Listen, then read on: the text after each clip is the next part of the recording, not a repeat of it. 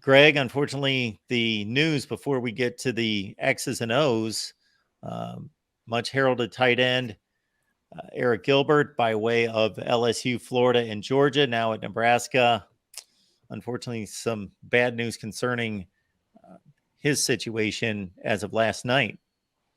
Yeah, I mean, Lincoln Police Department was called to right around 27th and O Street to a vape shop and caught Arik Gilbert in there with a bag full of vape materials and cigars and stuff, and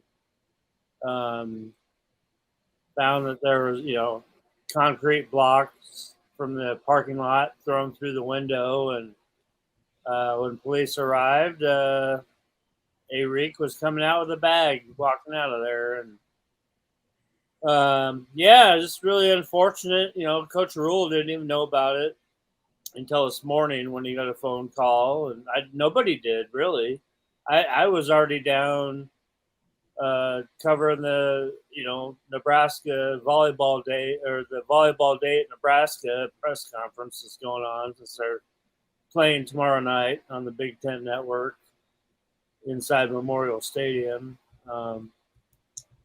But yeah, it's unfortunate. A really talented young man, but he's still been waiting for his waiver to come through, which still, as of today, has not been granted to be immediately eligible from his transfer. And so he's been a scout team guy anyway, and was not on the travel roster to go to Minnesota in the first place. But obviously a big blow to the talent level and the tight end room. But they've got a really good tight end room anyway without Arik Gilbert. And like I said, he wasn't even going to be coming to Minneapolis, to play on Thursday anyway. So, but it's just a bad way to start the day.